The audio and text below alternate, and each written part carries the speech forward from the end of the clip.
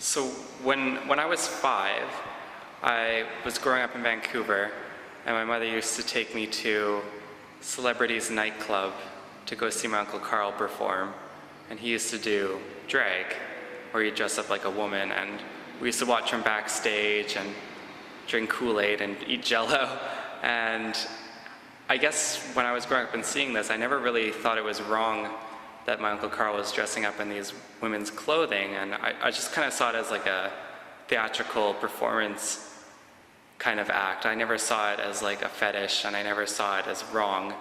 And then so we would go home and watch these tapes of him on VHS of him performing stuff like he would do Reba McEntire and he would do Madonna and the whole Vogue 1990s early thing. And I remember I was really influenced by these club kids in New York at the time who used to dress up in theatrical face paint, and they used to get paid to go to parties and just be little, I guess, like eye candy they would be. And so growing up, I moved in Vancouver.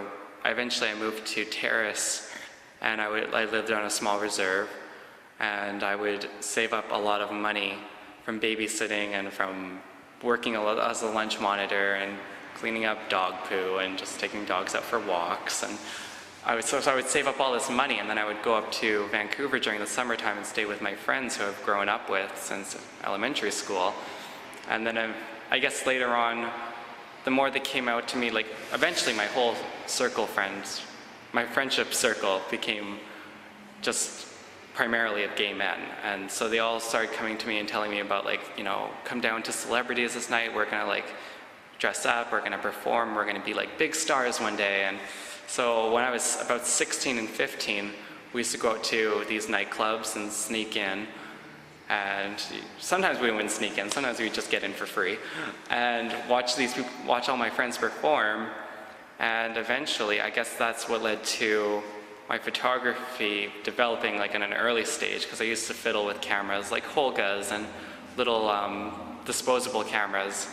And we would take all the films at the end, we'd take the pictures at the end of the year and just kind of make like collages of stuff onto bedroom walls. So a bunch of my friends had these really vain collections of pictures of just themselves above their headboards and dressers, and it's just the way it kind of went on when I was younger.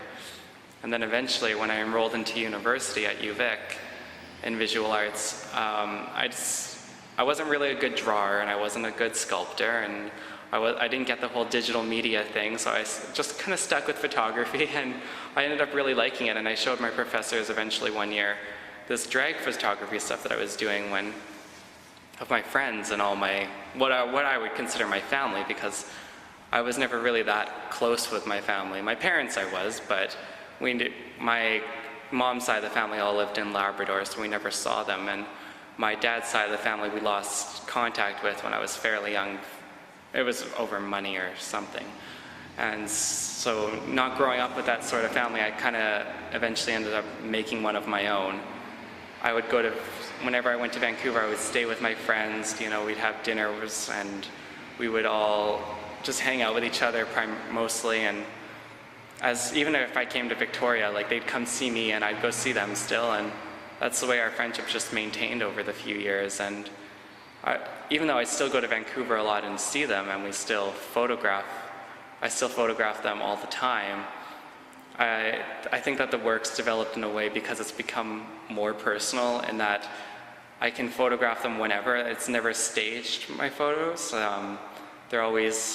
They're just kind of played by the element of surprise. I don't ask them to stand still. I don't fidget around with the f-stop or the shutter speed or make it really like the perfect photo. Like a lot of my photos are blurred photos, and a lot of them are out of frame, and I know my basic Photoshop, how to crop stuff and change the color and stuff like that, but I don't necessarily go out on a hunt to make the perfect photograph. It is what it is, and you can't make the photographs more interesting than they are, because you just can't change reality. Reality is just living in the moment and taking it as it comes.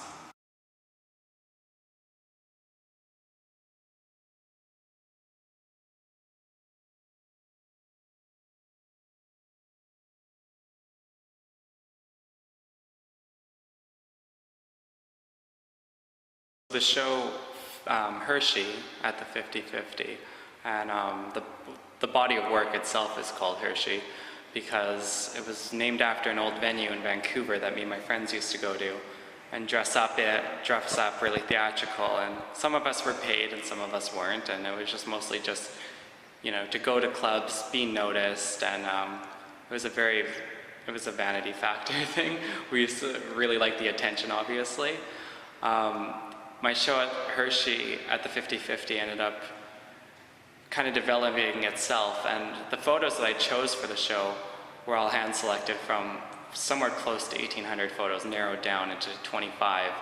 And I chose them just because when I take a photo, I think about, I worry about losing a moment in my moment, like just a moment in my life. I worry that I'm not going to be able to remember that certain time, even if nothing even happened that night. Like, it was just, I worry about losing my memory because my grandfather died of Alzheimer's, actually. So I picked all these special photos because they mean so much to me personally, and because I just think they're really beautiful. Like, my work was for a long time and still is about homage, and it's about adoring all these people that I just think they're the most beautiful people I've ever met in my life.